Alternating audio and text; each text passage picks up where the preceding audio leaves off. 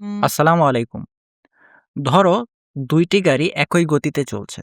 দুটিই ১ মিনিটে ৫০ মিটার পথ অতিক্রম করল। তাহলে গাড়ি দুটির দ্রুতি একই।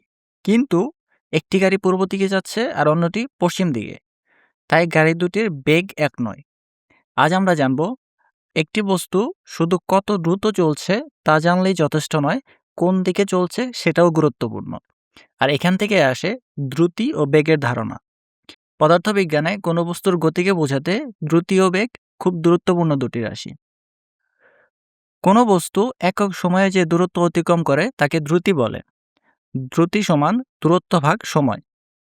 দ্রুতি নির্ণয়ের ক্ষেত্রে শুধু দূরত্ব বিবেচনা করা হয়, এখানে দিকের কোনো প্রয়োজন নেই, তাই দ্রুতি একটি স্কেলার রাশি। উদাহরণস্বরূপ, একটি গাড়ি 10 সেকেন্ডে 50 মিটার পথ অতিক্রম করলো, তাহলে দ্রুতি বা স্পিড সমান 50/10 = 5 মিটার পার সেকেন্ড। কোনো বস্তুর একক সময়ে সরণের হারকে বেগ বলে। বেগ সমান সরণ ভাগ সময়। বেগ নির্ণয়ের ক্ষেত্রে সরণের পাশাপাশি দিকও গুরুত্বপূর্ণ, তাই বেগ একটি ভেক্টর রাশি।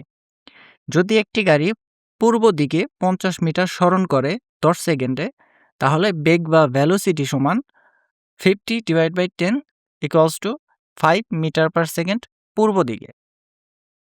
দ্রুতি ও বেগের পার্থক্যগুলো হলো: দ্রুতি দূরত্বের উপর নির্ভর করে, আর বেগ সরণের উপর নির্ভর করে।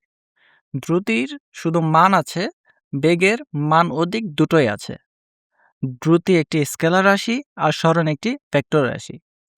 দ্রুতির দিক প্রয়োজন নেই, কিন্তু বেগের দিক প্রয়োজন আছে। ধরো একটি গাড়ি মাঠের চারপাশে ঘুরে আবার শুরু স্থানে ফিরে এলো।